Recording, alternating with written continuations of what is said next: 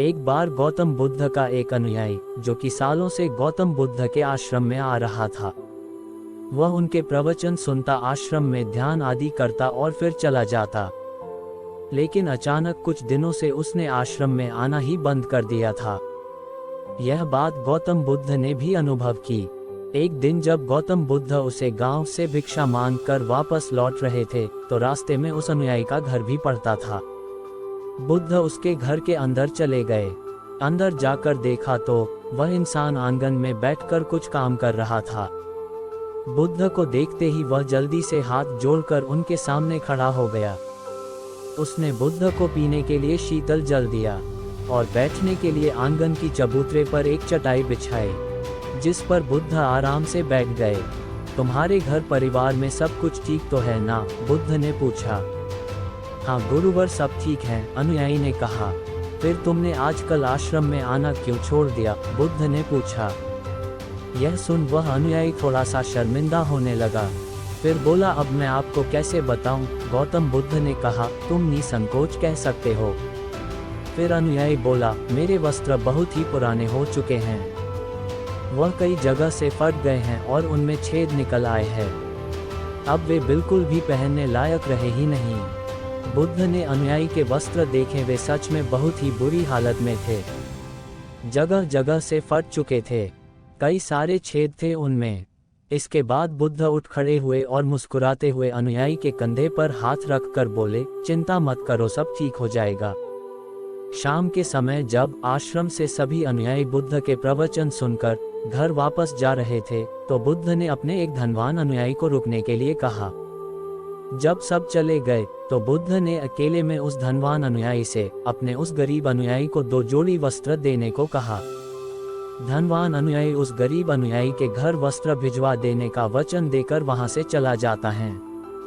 अगले दिन सुबह वह अमीर आदमी उस गरीब अनुयायी के परिवार के हर एक सदस्य के लिए 2-2 जोड़ी कपड़े एक पोटली में बांधकर अपने नौकर के हाथ भिजवा देता है, जिसे देखकर उस गरीब अनुयायी का पूरा परिवार बहुत ही खुश होता है। अगले दिन वह गरीब अनुयायी दोबारा से बुद्ध के आश्रम उनके प्रवचन सुनने आता है। तो अंत में जाते समय बुद्ध उस अनुयायी को रोककर उससे पूछते हैं, क्या अब तुम अपने नए वस्त्र में आराम से हो? तुम्हें कुछ और तो नहीं चाहिए? अनुयायी ने कहा, पहले तो आपका बहुत बहुत आभार, मैं इन कपड़ों में बिल्कुल आराम से हूँ और मुझे अब और कुछ नहीं चाहिए। बुद्ध ने आगे पूछा, अब जब तुम्हें नए वस्त्र प्राप्त हो चुके हैं तो तुमने अपने पुराने वस्त्रों का क्या किया? अनुयायी ने कहा, हमारा परिवार अब से उन्हें बिस्तर में बिछाने और ओढ़ने के काम में लेगा। अब हम उन्हें ओढ़नी की तरह उपयोग में लेंगे। बुद्ध ने कहा, फिर तुमने अपनी पुरानी ओढ़नी का क्या किया? मैंने उसे अपने घर की खिड़कियों में पर्दे की तरह लगा दिया है। बुद्ध ने कहा, तो क्या तुमने अपने पुराने पर्दे फेंक दिए?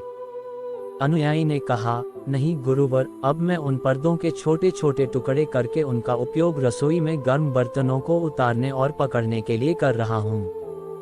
बुद्ध ने कहा, फिर तुमने रसोई के पुराने कपड़ों का क्या किया?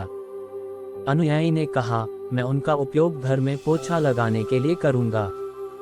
बुद्ध ने कहा, तो फिर तुम्हारे पुराने पोछे का क्या होगा?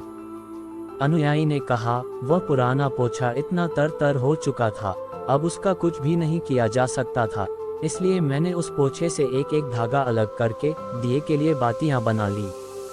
उन्हीं में से कुछ बातियां आश्रम में दान कर दी, जो अब आज रात से आपके कक्ष में प्रकाशित होंगी। यह सुन बुद्ध अनुयायी से संतुष्ट हो गए। वे इस बात से बहुत खुश थे कि उनका शिष्य वस्तुओं को बर्बाद नहीं करता, बल्कि उनका सही से उपयोग करना जानता है। गौतम बुद्ध हमेशा अपने शिष्यों को बहुत ही कम चीजों के साथ जीवन निर्वाह करने की शिक्षा देते थे। साथ ही उनका यह भी मानना था कि यदि हमारे पास कुछ भी हमारी जरूरत से अधिक है, तो हमें उसे दूसरे जरूरतमंद लोगों को दे देना चाहिए। काश हमारे आज की जनरेशन भी बुद्ध का यह संदेश समझ पाए। आज लगभग हर इंसान अपनी जरूरत से अधिक चीज खरीद रहा है, केवल लोगों की देखा देखी में और दूसरों को शो ऑफ करने के चक्कर में। आजकल पुरानी चीजों को रीयूज करना तो दूर की बात है, हम लाई हुई नई चीजों को ही पूरी तरीके से उपयोग नहीं कर पाते। इसका एक कारण यह भी है कि आज की इस आधुनिक युग में हर रोज नई चीजें इन्वेंट हो रही हैं। इससे बहुत ही जल्द पुरानी चीजों का फैशन खत्म हो जाता है और दूसरी नई प्रकार की वस्तु चलन में आ जाती है।